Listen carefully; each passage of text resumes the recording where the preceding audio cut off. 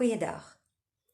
Ons het 'n groot ou Alsatian of Duitse herdershond en die ou man is nou omtrent 13 jaar oud, so hy is al 'n ou skepseltjie. En verlede jaar het hy begin sukkel vreeslik met oormyte en ons het al wat 'n boereraad en 'n medisyne is probeer, maar hy het gesukkel om van die oormyte ontslae te raak.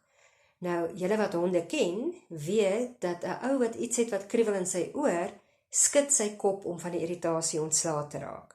So na vele kopskutte, toe het hy begin om 'n swelling of 'n edeem, vog wat opbou in sy oor te kry, so tussen die vella.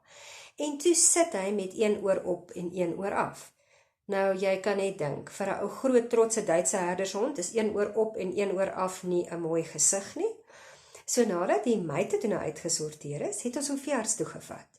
Die reken toe, dis nie 'n probleem nie, hy gaan 'n snytjie maak, die vog uit die oor uitdreineer, steekies insit en dan is alles weer doodreg. So gemaak, kom ons by die huis, en die ou groote het toe die irritasie van 'n snytjie en steke in sy oor. So wat doen hy? Hy skud sy kop om van die irritasie ontslae te raak. En na 'n week of wat is ons presies terug waar ons begin het. Een oor op en een oor af. Nou mettertyd het daar bindweefsel gevorm en gaan die ou man se oor eintlik nou nooit weer regop staan nie. Jy weet, so in die nagte dan ek gelê aan dink aan planne. Hoe kan ek 'n spalkie maak of 'n plan maak om hierdie oor te laat regop bly? En so met die oggendligse wysheid het die gedagte gekom dat jy gaan dit nie reg kry om 'n oor te spalk van 'n groot Duitse herdershond nie. So die ou gaan eendag met sy slap oortjie nou maar doodgaan. Maar nou 'n ander komplikasie van hierdie slap oor is dat die ooringang is nie eintlik gemaak om toe te wees nie. So met die feit dat die oor nou basies oor die gangetjie hang, is dit 'n heerlike donker warm teelaarde vir al wat 'n kiem is. So hy sukkel met oorinfeksies. En jy sal op 'n dag so verby hom stap en dan kry jy net so 'n ligte geurtjie. En dan weet jy, hoorie, Boeta het alweer 'n infeksie, kom, sleep die medisynekas nader. Nou, partykeer sukkel ek ook, dat ek dink as mense na by my kom, hulle dalk 'n geurtjie kry van 'n onderliggende infeksie, wat dalk in my lewe sukkel. Miskien kom hulle dit agter in my gesigsuitdrukking. Miskien hoor hulle dit in my stemtoon. Miskien is my frustrasievlakke net bietjie hoog en dui dit aan dat iets pla. Hoe dit ook al sê en hoe dit ook al agterkom dat daar 'n geurtjie of 'n wanklank is, daar's 'n rede voor. Net soos hierdie ou groot hond se oor nie veronderstel is om toe te wees nie veronderstel is om goed binne-in te vergader nie, is ek nie veronderstel om klomp goed in my gemoed toe te koester en in die donkerte weg te steek en te vergader nie.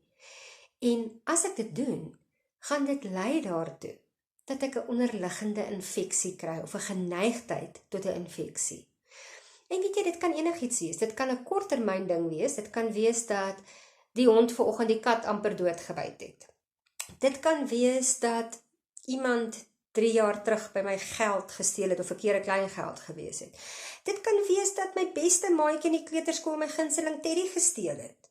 Wat dit ook al is, wat nog sit soos 'n kiem in jou binneste, as dit nie oopgemaak word en aan die lig en die lug blootgestel word nie, bly dit 'n risiko vir infeksie en gaan die geringste dingetjie in die toekoms wat irriteer en wat pla, weer daardie infeksie ontlont.